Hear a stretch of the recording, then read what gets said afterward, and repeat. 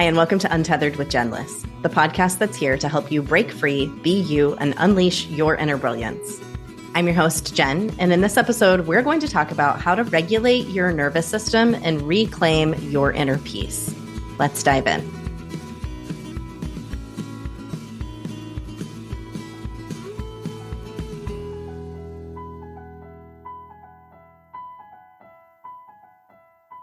Hi there, friend. It's Jen. Welcome back to the podcast.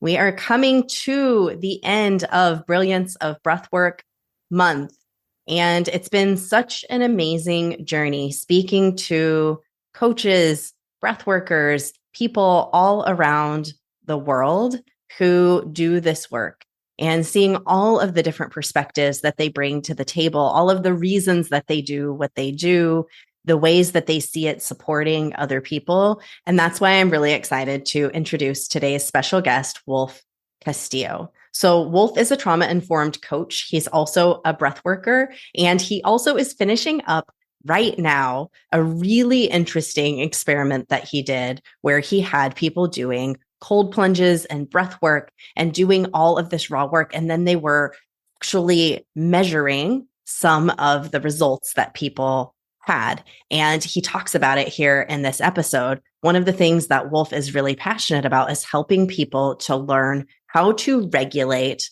their own nervous systems, how to stop the chatter in their brain that tells them that they're not good enough, that they're bad, whatever the thing is. That's my own personal story, is that I'm bad and that I hurt people. That's one of the things that my brain likes to say. And some yours might say that you're not enough or whatever those stories are. He really supports people in quieting down those stories and instead living your most aligned, what he calls fuck yes. And I love that this is something that he is so passionate about. And as you're going to hear in this conversation, it's because he himself has struggled with his own mental health in his life. And he knows at a visceral level. And one of the things that I have gained through this month of talking to all of these individuals is that at some level, we have dealt with something ourselves. And that's what makes us an expert to help other people with it. And I hope you take that away for yourself too, that the challenges that we have gone through are some of the biggest gifts that you have. Like, we hone amazing, magical, sparkly gifts that we can offer to other people through our own trials that we have gone through. And so often we downplay that. We think that because we've had struggles, that makes us unworthy, when in fact, it might make you the most worthy to support people in this way. So keep that in mind as you listen to this episode with Wolf today. I would also like to make sure that you know that becoming a founding member of Brilliant Breathwork, that opportunity ends on November 30th. So that is coming to a close. If you want to become a founding member of Brilliant Breathwork, you can go to jenless.com/join, use code SPARKLE to save 30% off. Another amazing thing that you get in my retreat that is happening this week on December 1st from 9 a.m. to 12 p.m. Pacific time. It's going to be amazing. We're having somatic coaching, guided visualization. A human design expert is coming in and doing a human design workshop. If you've been curious at all about human design, if you have this, maybe this is the first you've ever heard of human design, it's fascinating. It's like the Enneagram, but with like astrology involved. It's so cool and so fascinating. And then I'm also going to be offering breathwork at this retreat. This retreat is intended to awaken your inner brilliance so you can step into the last part of this year, the beginning of next year and beyond, awakened to the magic, that brilliance that is inside of you. So if you want to do that, becoming a member of Brilliant Breathwork offers you this retreat for free. You can also simply sign up for the retreat. So if you just want to come to the retreat, go to jenless.com/retreat. If you want to join Brilliant Breathwork as a founding member, go to jenless.com/join, enter code SPARKLE, and you will come and join this spectacular community who is using the tool of breathwork to support us in tapping into our highest and our best, helping us to release the things that are holding us back, that are tethering us and keeping us stuck, and starting to shine our brightest light out there into the world.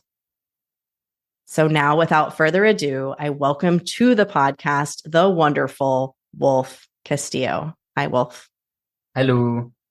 So excited to have you here on the podcast. We met through a mutual friend, and it's when somebody says you have to interview this person, I always know that I'm up for a good conversation and that my listeners are going to get a great conversation too. So thanks for coming on. Honored and privileged to be here. Also, the fact that you just said it that way, I know that we're a match.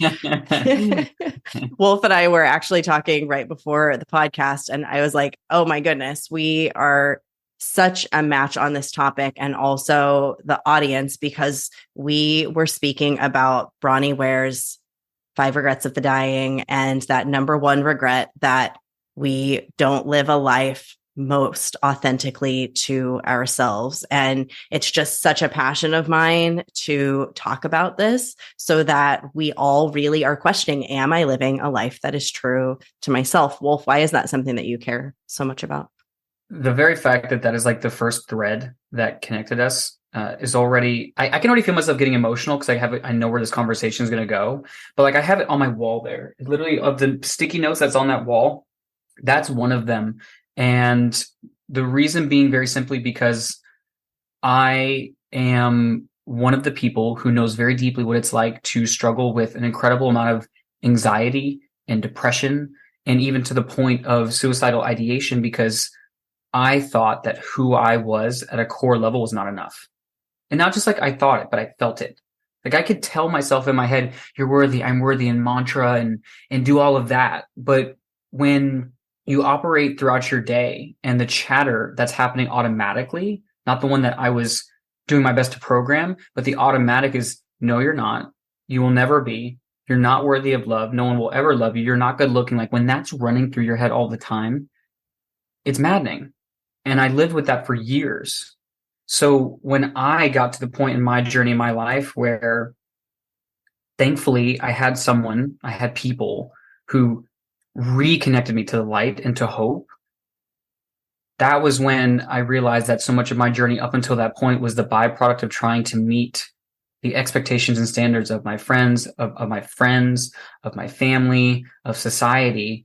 And that very simple idea, the number one regret of the dying, to living a life that was inauthentic or untrue to oneself, when I committed to being that for myself, I recognized that I had also stumbled across, revealed, or remembered the mission or the purpose that I had in this lifetime, which was to be that for myself in hopes that that light would project into others so they could be that for themselves, because I found a lot of peace there.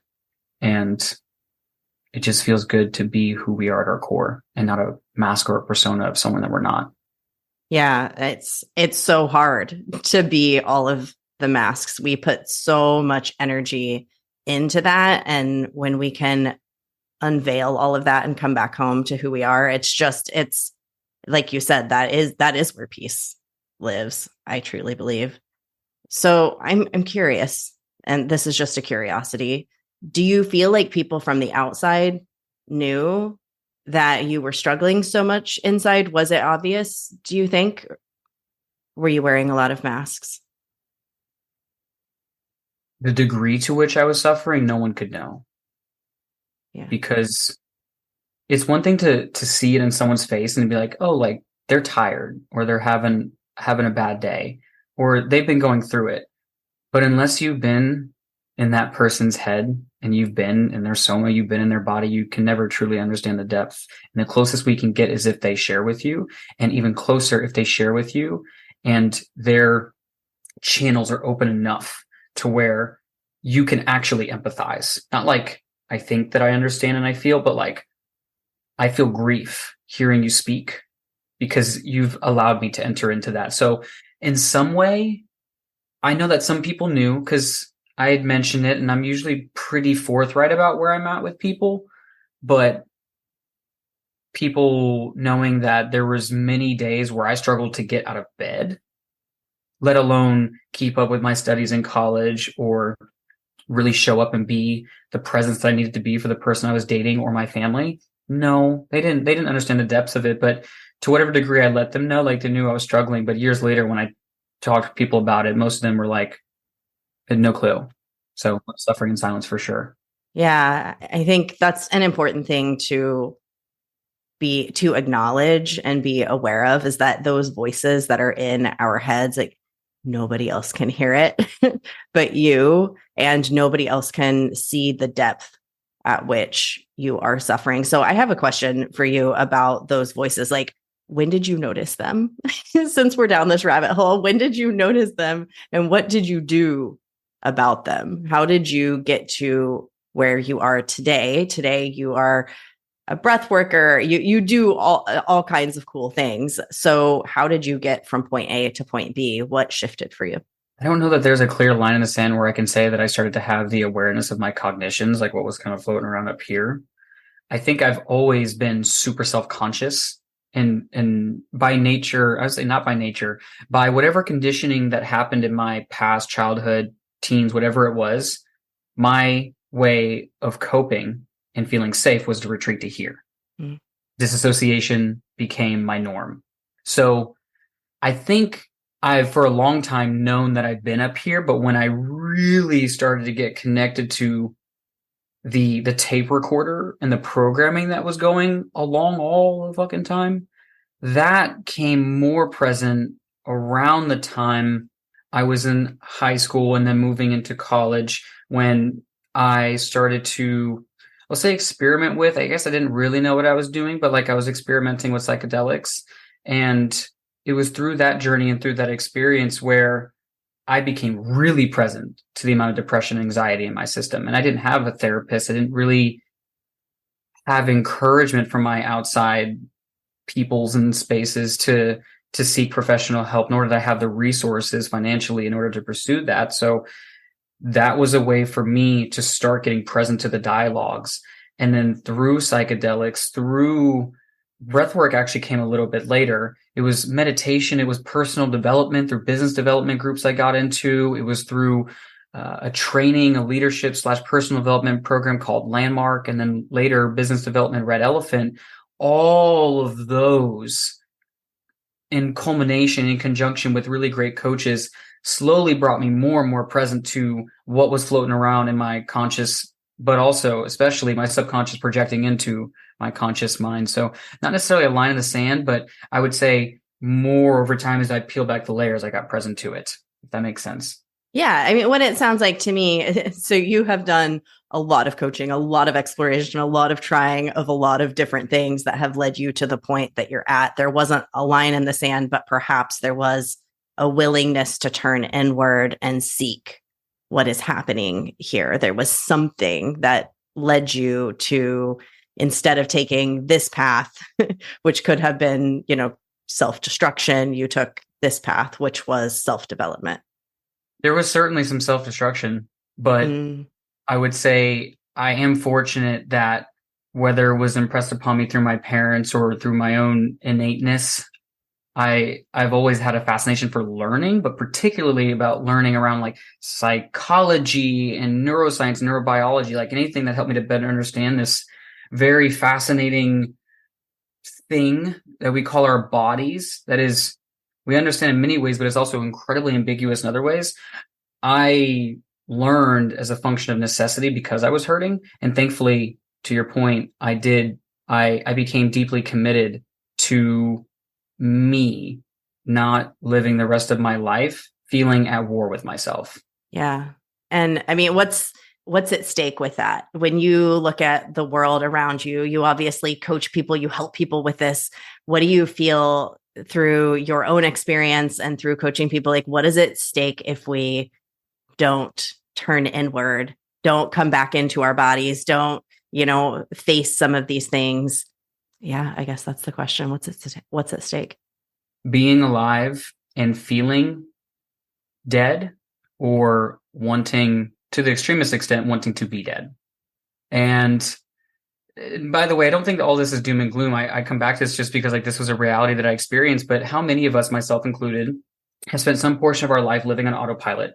We go to jobs we hate. We spend time with people we don't really feel ourselves with. We eat foods. We spend time in places, all the nouns, people, places, and things that we're investing our time that don't really feel, as I like to say, like a fuck yes. And not that everything at all times is going to feel like a fuck yes. There's going to be some things that feel like a fuck no, and they don't feel good. It doesn't feel good in our soul. It doesn't feel good in our mind. But if the majority of what we are consuming, if I think of it in terms of food as a metaphor, if I'm constantly eating junk food and processed things that very clearly aren't in alignment with what my body's telling me, right? I eat garbage. I know for me right now, like I love ice cream, but if I eat almost any ice cream, I get bad gas. My belly gets all the gurgles. It's just not good. And that's my body saying, please stop it. This shit hurts. It doesn't feel good. And if I continue to not listen to it, my body habituates. And it doesn't feel good for me, but it habituates it and it numbs. And as I am going to loosely quote from a song that really touches my heart from the Lumineers, it's better to feel pain than nothing at all. And to me, the death before our actual death is when we go numb, when we start to make the little things that really bother us okay, right? Death by 1,000 paper cuts.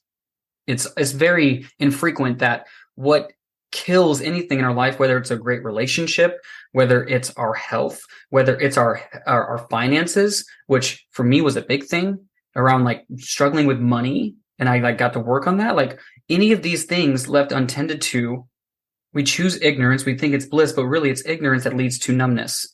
And numbness, from my personal experience, is one of the most depleting and hurtful experiences in this life. So I think what's at risk is being fully fucking alive. And that's like what, for me, big part of what my mission is here is like, we feel alive, we feel good, we feel excited. Yes, we experience sadness and grief, like people pass and there's what's happening going on in the world that's going on, but we can still come back to our center to the best of our ability and experience our aliveness, even in grief, even in sadness, but we don't live there all the time because, well, that's not a way to live. That's not living at all, at least in my opinion. Yeah, that's such a beautiful segue into the work that you do. And some of this, you've been doing an experiment with cold plunging. Would love to hear about that. And then also, like, where does breathwork come into all of this? Where does breathwork come into this and the cold experiment? I'll start with breathwork. Breathwork preceded the cold experiment, but breathwork was actually something I have experienced for most of my life, a lot of resistance to, because the idea of sitting and just breathing sounded very boring to my very active self. I like to move. I like to do things. I'm like fidgety by nature, if you will, or, conditioning, let's just say. So the idea of sitting, eating, meditating, anything like that was not my go-to. And when we talk about more involved breathwork experiences, some being, 30 minutes, 45 minutes, but some I've done even up to like 2 hours, that's a lot of just, is this something I really want to do? Well, the short version, I'll give you kind of like the short version of each and you tell me where we want to go from this, but I became very fascinated with wanting to learn how to better regulate myself. And also where my coaching journey started was wanting to be able to help others regulate, but more importantly was, can we regulate?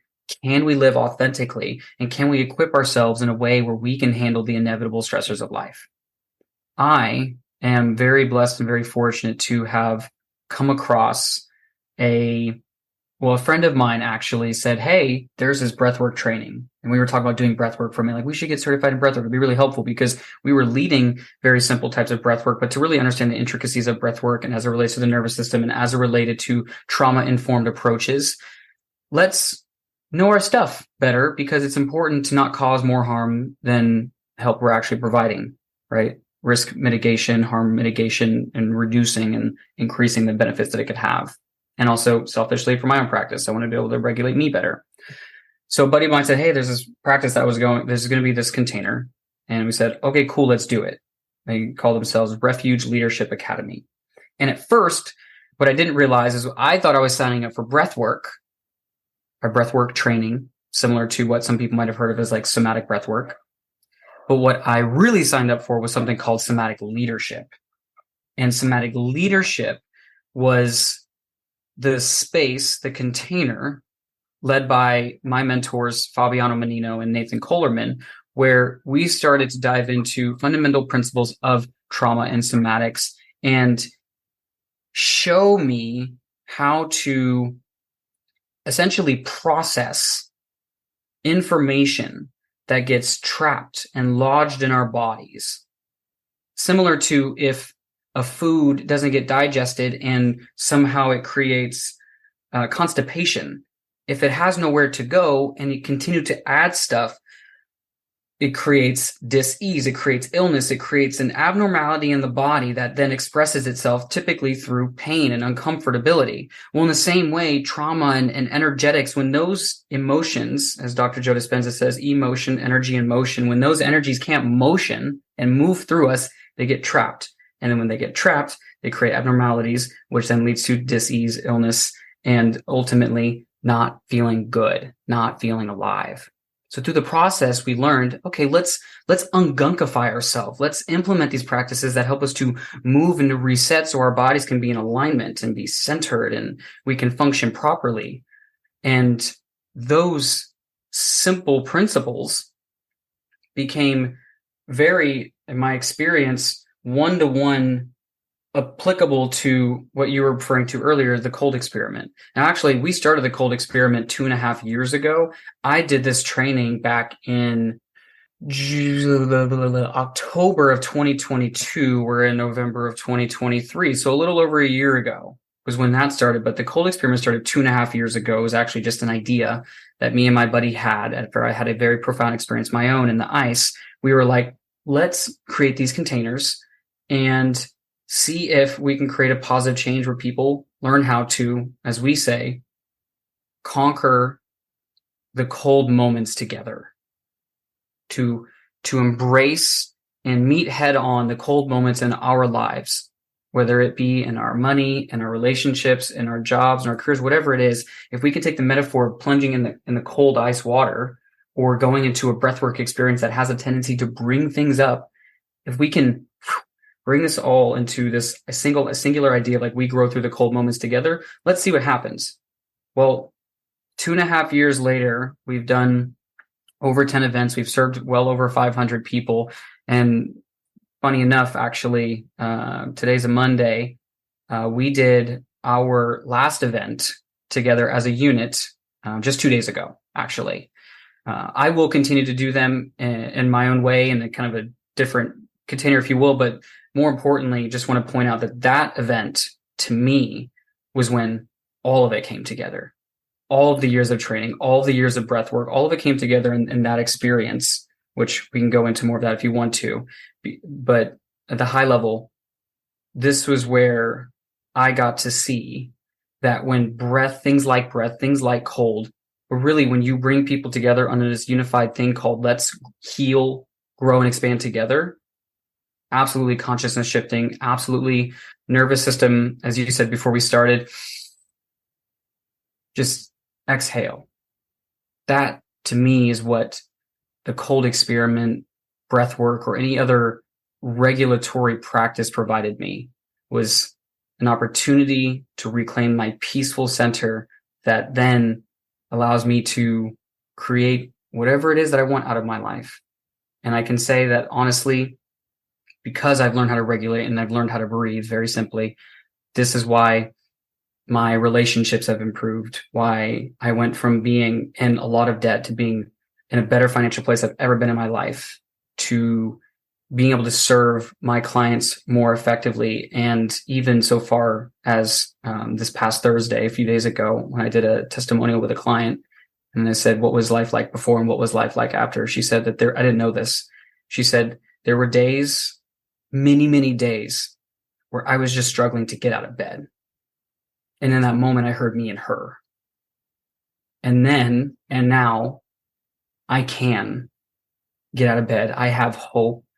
And that voice in my head that used to hate me so much every day, I can hear that voice and say, hey, I hear you. I see you. It's like that reclamation where we see ourselves as, I like to say, like the divine remembrance of who we really were when we came into this world. I think that that's what it affords us. Oh, that's so powerful. What a gift your work has been to that individual and to all of those 500 people. I'm so certain. So, I have a question for anybody who's listening. Cold plunging is something that we hear a lot about. We hear a lot about all of these things. In fact, like it's like breath work and cold plunging and all of these things that are kind of like the things that we're doing. And it sounds like what you're saying is it's not about each of those individual things, but the greater whole and the purpose of regulation and finding that peace. Is that kind of what surmising what you're saying here? Absolutely. Yeah. So for those who haven't done it though, let's talk about cold plunging for a second. Why? Why? I haven't had anybody on the podcast come talk about this. Why would you do that? And what is it? What is it for somebody who's like, okay, I see these like pictures of people hopping in tubs of ice? Because you want more for you. Why do we do breath work? Why do we do meditation? Why do we yoga? It doesn't matter what the fucking practice is. We do it because we want to experience something more than what we currently are. And not to say that what we're experiencing isn't enough, but that, I'll point specifically to cold, but like the general idea of let me take on a practice that is going to allow me to step further into the version of myself that I know I'm capable of being, or maybe that I don't even know I'm capable of being yet. Because we have people all the time who come to our experiences. In fact, I can't make this up. There was someone who was at our event and I had shared with them my story about absolutely hating myself. And they said, that's where I'm at right now. I was like, I can relate to you. And you might not be able to see the version of yourself yet that sees yourself as fucking immaculate, incredible, and worthy of love. But I'm going to stand here for it because I had people stand for me before I could. So maybe a little bit more of a dramatic way to kind of jump into this. But for me, the cold, let me just start by saying I was born and raised in Florida. It is hot as fuck here. It's always hot. It's always hot. It's like 364 days of hot and then one day of like cold-ish. And then you tell people from Minnesota, like, oh, we had a cold day. It was like 40. Like, shut up. We have negative. Compete with us. We have negative. I'm like, all right, fine. Whatever. We don't really get cold here. So I grew up in a hot climate. So when my buddy proposed to me, hey, you should try a cold shower. This is pre-ice baths. I was like, no, and you can go fuck yourself because that sounds awful. Because I'm like steaming hot, piping hot shower, burn my skin off. Like that's what I prefer. It's my thing. Why not? It's so funny to me though that you like live in heat and you also prefer the hot shower. I would almost think that you'd prefer the cold shower because Florida is like straight up swamp ass. Like as soon as you step outside of your house, it's so funny. The humidity is, I come to enjoy the humidity. I don't like dry places. But yeah, you totally got swamp ass if you're hanging out in Florida. Full show. Like there's absolutely going to be some swamp ass. And even still, if you ask the majority of Floridians, hey, how about cold showers? Like, if it ain't burning my skin off, it ain't from me. Like, okay, this is going to be a hard sell. So why then cold plunges? How did you possibly bridge this gap in your brain? I tried it. I tried a cold shower, and after I did it, I felt energized. I felt good. Most importantly, I felt really alive. I was like, okay, maybe there's something to this thing. So I kept doing cold showers, and that led to doing ice baths, and then that led to doing a lot of research around cold therapy and even deeper around regulation, nervous system regulation, parasympathetic, sympathetic, all of that. And we can jump into like the stat dropping of like, people when they did the studies, like people who did cold therapy on average experienced for the following hours, it was a 250% increase in dopamine, which for those of you who don't know what dopamine is our neuromodulator of seeking. Now, some people think, oh, it's like what I get when I get to a place. It's like, actually, no, dopamine is what drives you there. In the same way that if you're driving in a car and you're like, oh, there's a cookie at home waiting for me, I can't wait. That's dopamine. Dopamine's kicking in the entire time, is driving you to go home, get into your house, rip open the pantry, and boom, you hope there's a cookie there still and your kids didn't eat it, whatever the hell it is. But like dopamine's what's driving us. It is our goal-seeking neuromodulator and super important, especially for those people who've experienced depression as deeply as I have or at any capacity. When you lack motivation, people say, oh, I don't have motivation. There's like two parts. Like one is like motivation is not something you have, it's something that you do. And we also have neuromodulators that are connected to that. If I have a lot of dopamine, not like manic levels of dopamine, but like a proper amount of dopamine, I'm going to be much more likely to lean into going to the gym when I don't feel like it, or making more time to be with my significant other, because I realize that a healthy relationship long term is built on the premise that I invest time in the same way that I invest money into a portfolio, in the same way that I invest in better foods for my body. So dopamine, you get a significant increase in dopamine. That's one incredible reason. Another is, and this one I'm going to give a shout out to my coffee drinkers. People who did cold therapy, we saw an increase in norepinephrine of about 300 to 400%. Norepinephrine is our primary neuromodulator of energy and alertness in our nervous system. If we start to bring in the autonomic nervous system, which is a branch of our peripheral nervous system, we have our sympathetic and parasympathetic, which are just scientific ways of saying sympathetic, fight, flight, freeze, fawn, which even more simplified is saying alertness, awakeness. Then we have our parasympathetic, which is our rest and digest. The way that I like to relate to these things is sun and moon energy. Sun, sympathetic, wakefulness during the day, alertness, focus. Parasympathetic, moon energy, rest, relax, digest, eat a meal, go to sleep. This is our recovery period. Well, from my experience, if you have too much of either one of them, too much of sympathetic, then you're going to get this more rigid, frenetic, anxious, overly stressed out energy, too much sun, too much activity. And this is going to be important. If you're listening, it's going to be helpful to check in with yourself and ask yourself, like, where do I fall on the spectrum as we're going through this? Do I lean more sympathetic or parasympathetic? Because it can actually tell you what types of breath work you need, what types of practices you need. Like having that self-awareness is step one in any kind of transformation, or should I do ice baths or not?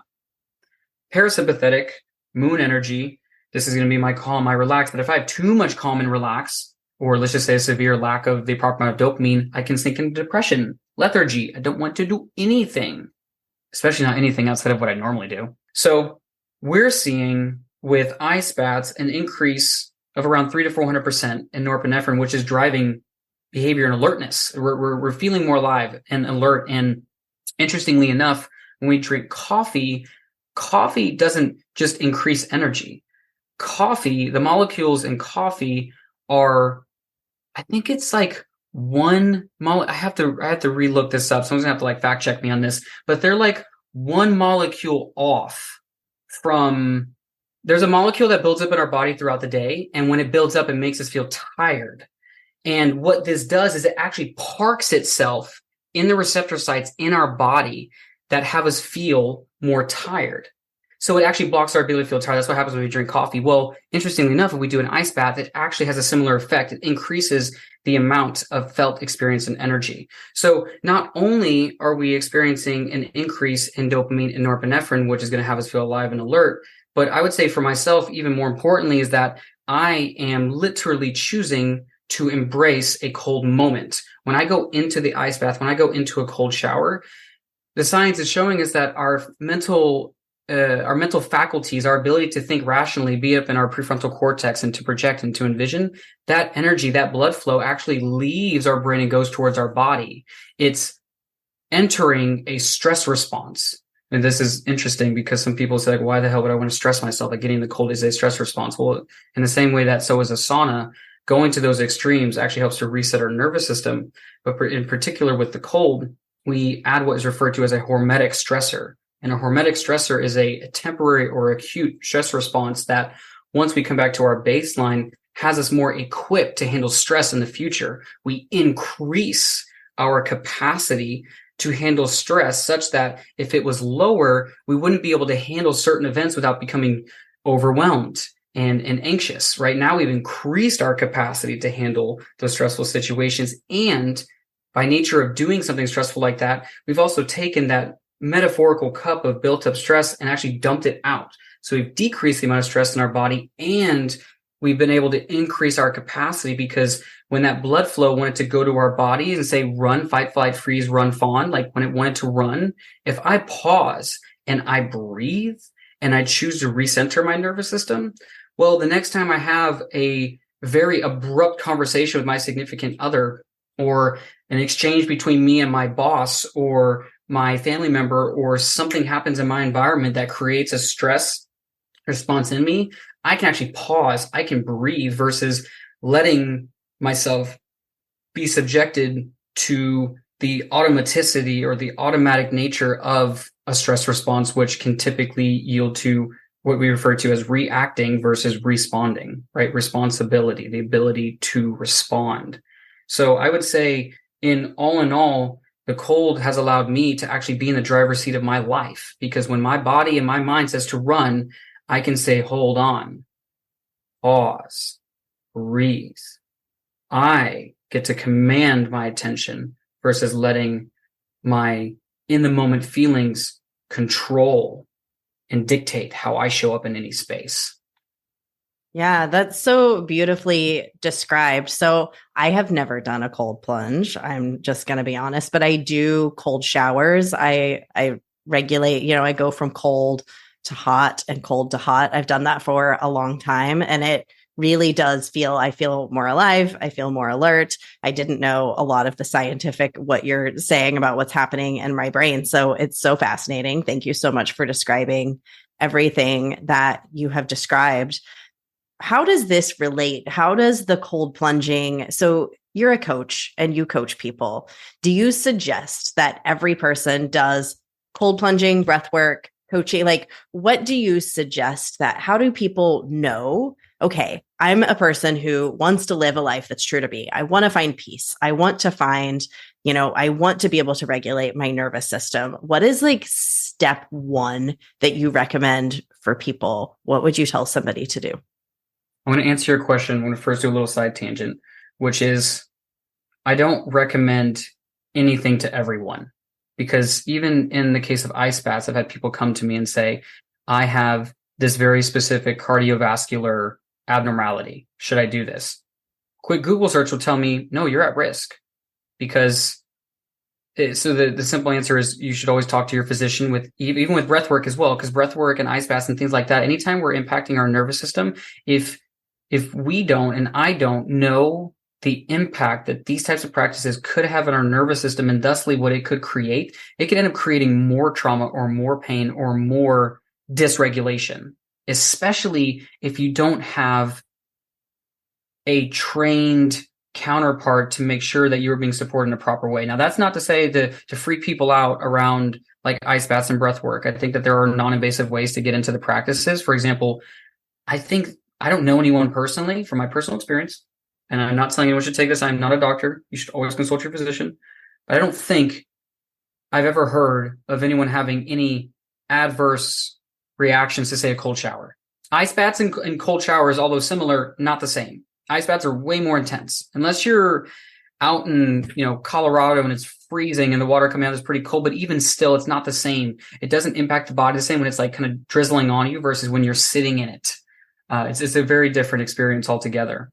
So I don't think there's a one-stop shop for everyone. I will say, just out of like, the love in my heart, like wanting people to get what they need, feel free to just like slide into my DMs on Instagram. If you're curious, I can always send resources. But whether it's coaching, whether it's breath work, whether it's ice baths, I don't recommend it to everyone. I would say, well, step one is it always needs to be any transformation awareness, always awareness. What is it that I'm seeking?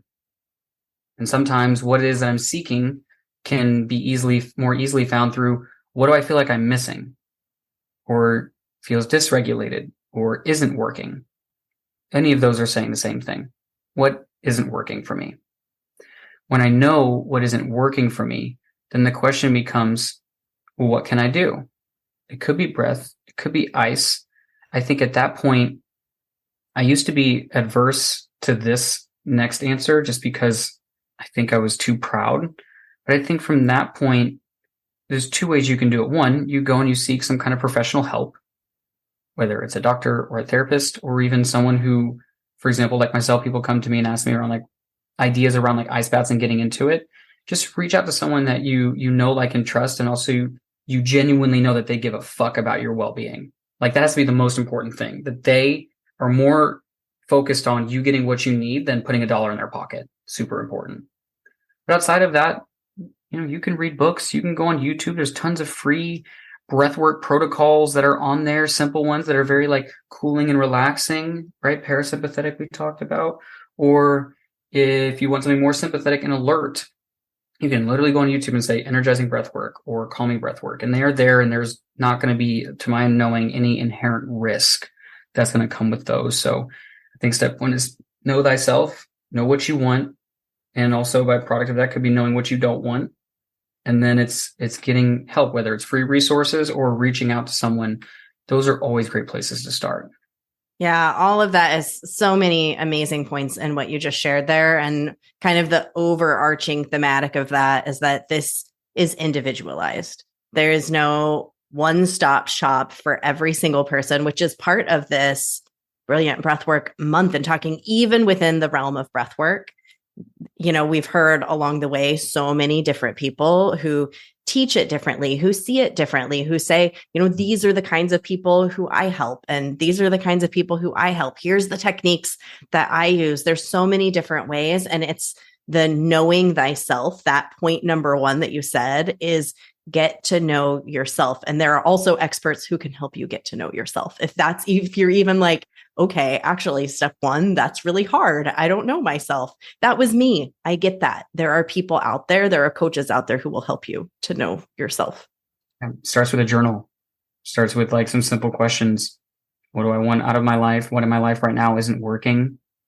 And what's something that I'd like to aspire towards? And even just sitting with that 3 to 5 minutes a day for a week, you'll get a little bit more clarity. Don't do what I try to do and some of us try to do, which is figure it all out in one sitting and get overwhelmed. Like, I can't figure out, I don't know where to start. It's like step one, just find one thing that's working, one thing that's not working, and one thing you'd like to call in more of. That's a great, simple way to start. That's beautiful. That's beautiful. So very simple, easy journaling exercise. If you're at that step one, so often we can point out, I used to do hair, Wolf, for many years. And no wonder your hair is on fleek. I still have the same hairstylist that we've been doing each other's hair for 20 years. And I still fly home to Kansas so that I can get my hair done from her. And I live in Oregon now. But anyway, one of the things that I noticed, and I think this just applies to just human nature in general, is that people would never, so often people wouldn't know what they want. They would come in and they'd be like, oh, I don't know what I want. But where I could start was what they didn't want, because we know what we don't want. Like, we know what we don't like. That's so easy for us. So if it's easier for you to start on step 2 and do those journaling exercises to back into step 1, I'm curious what you think about this, but I just noticed that so often it was easy to start there because it's like, oh, I already know that. That's easy. And then I can start to back into what I actually do desire and do want. This is why I love the saying that flow is a space between intention and surrender, between structure and structurelessness. Because I think we need both, right? We talk about masculine, feminine dynamics, not male and female, because I don't think that those are the same. But like, let's just say the masculine energy is more structured and has like its path, versus the feminine dynamic is more fluid and I think like more like water, right? So if you have a creek and it has all the different rocks and things, it creates the structure with which the water can flow, and that being the feminine. Well, for me, I like to have the structure, for example, those 3 questions, but I also like to say the feminine is, where does your intuition, where does your spirit, whatever word relates to you, your gut, where does it take you? Because if you don't know immediately what you want, but what you do know is what you don't like, think of it in terms of relationship. And you want to figure out, if I say, let's go and figure out your fuck yes relationship. I always like to play this game, right? What is my fuck yes? Well, I don't know my fuck yes is. Well, talk to me. Let's do a little bit of like curious anthropology here. What are some experiences that you've had in your past with people that you've dated that you didn't like? What are some clear red flags? As I've been listening to, what's his name? Super good looking, funny guy recently. It'll come back to me. But he does this bit around red flags. He's like, guys, girls, like, what are some red flags in relationships? And if you figure out what your red flags are, then you can say, well, I know that it's important to me and someone that I'm dating for them to be empathetic to my experience. Like they can't just like always make it about them and not hear them having to say and always have something to say back. Like they have to be really open to being empathetic and to communicate. It's also really important to me. Just be honest. I'm vain. Like someone that like I find attractive. Like I need to be attracted to them because like that's important to me. And that's something I want to also have there because like I know that I've had experiences. I'm making this up. Like I had an experience like I dated someone like I just didn't feel as attracted to them. There's nothing wrong about them. It's just like I didn't experience in the same way that not everyone finds me attractive. So like, okay, that's something else. As we get more clear about what we don't want, I don't want someone who like, you know, who loves Trump or whatever like weird thing like that is like whatever their thing is. Maybe you do love Trump. It doesn't matter. I'm not actually knocking on Trump, but like you figure out the things you don't want. And then from that, you can then look at the other side and say, well, I do value someone who will just like love me as I am. And you play that game. So I don't think that there's any, again, one shoe fits all. It's like ride the flow as the flow comes to you. Yeah. Yeah. And that's the best advice. That's the best advice that anybody could ever receive is to ride the flow. And yet we resist the flow at every turn. At every turn. It's just like, we're just like, no, just tell me what to do. Tell me what to do. Tell me what to do. And it's like, no, just go jump in the ocean and enjoy it and find out what feels fun to you. But we don't. So, Wolf, is there anything that we haven't covered in this conversation, speaking about breath work and the things that can support people in regulating their nervous system, coaching, anything that you just want people to know? If you are struggling and you have any sense that you're supposed to do it on your own and be independent and no one's going to get you, it's not true. And find someone or some people's, someone's who can be there with you, who can be there for you. Find your community, find your tribe. Because for me, a lot of my game in this lifetime has become playing the game of fuck yes and fuck no. Because it's the indifference and the ambiguity in the center that I think robs us of the richness of the polarity of being really fully in or being fully out. And either one of those is totally cool. Honor your fuck yes. Find what your most important truths are and stick to those, because why can't we be the ones who rewrote the narrative where the number one regret of the dying was that they lived a life that was untrue to them? What if we turn that upside down in its head? What if we started to live authentically? What if we did that and recognizing we didn't have to do it alone? Because another top regret of the dying is that they wish they'd been closer to their friends and their family, right? Like be proximal and be vulnerable and be honest when you're not living in integrity with your truth, because that's the only way that we move towards that full fuck yes aliveness versus the lying to ourselves and moving towards that numbness. And it's like eating food that's flavorless. Let's enjoy this very terse existence while we have it. That's so beautiful. I love all your food metaphors, by the way. Sucker for a food metaphor. Yeah, so many. Okay, final question I ask everybody who comes on the podcast this. Wolf, where do you see the magic in the world? And the poet in me wanted to say in your eyes. That was like the most top of the mind thing. Is like, where's the magic? It's in your eyes, right there. I'm looking in your eyes and there it is. That was just the most top of mind. I feel like the magic is in community. I feel like it's with your people. Not that being time with self is important. I actually think it's super important. I think that the greatest healing, growth, transformation, everything I've ever done, those moments, I can almost all of them contribute to being in a space with people where I felt gotten, fully fucking gotten and loved and accepted. So when those urges come for me to isolate because of what's going on in my head, the anxiety, the stress, whatever it is, I'm reminded that the magic is in my peoples. And also I'm reflected back that I am also the magic too. And so are you. So good. What an important reminder about community and that time with self, that really valuable time with self, makes us even better for when we are in our community. Something that you said there about, being close with our friends and family, that's been a journey for me because it's fucking vulnerable to be honest and to be truthful with the people who you love the most. And so we will just skirt it like crazy, but the more honest we are with ourselves, the easier that becomes. So, and then you're just so much richer for your community when you're richer for yourself. So thank you for that reminder. What an important reminder. Beautiful note to end this on. Can I add something to that while you're saying Yeah, that? please. I'm loosely paraphrasing this as something I heard way back when, but it really stuck for me. And it was what a tragedy it is that you let me in your greatest moments to celebrate with you, but you robbed me of the gift of being with you when you were at your lowest. And I think where it's really easy for us to be open and to be alive and to be excited when we feel good, but fuck, wouldn't it be magical if we allowed ourselves to be seen in our lowest lows and realized we were just as lovable and worthy? That to me would also be really magical, is seeing that there's a gift in being witnessed and held in both, and allowing ourselves to witness and hold others in that as well.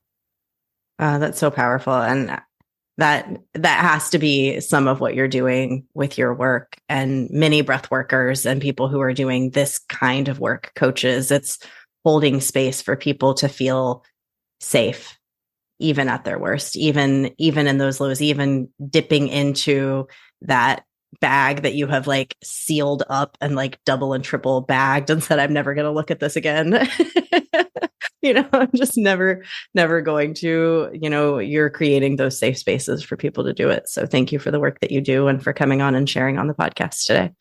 Thank you for having me. It's been such a privilege to share this space with you. And I'm sure this will be the beginning of another important relationship in my life. So thank you, Jen. Beautiful. Thanks, Wolf. Thank you so much to Wolf for coming on and sharing so vulnerably and sharing all of the research that he has done and all of his knowledge that he has gained over his years of coaching people and supporting people, everything that he knows about the nervous system. I hope you learned something from Wolf today in this episode. If you would like to connect with Wolf, you can go follow him on Instagram, follow the Wolf. He's got all of his links there. I've also included all of the links to his work, to what he does, so that you can follow him, follow along, and go back and watch some of his posts from the cold experiment that he did. Go and catch all of his content over there on his Instagram. Check the show notes and you can go connect with Wolf. Thank you so much for listening to this episode. If there was something in this episode that you gained for yourself, I encourage you to share it on social media. Tag me, tag Wolf. We will both reshare your post if you tag us. We really appreciate that you would listen and that you would share this informative and transformative content with others out there in the world. You just keep shining your magical unicorn light out there for all to see. I'll see you next time.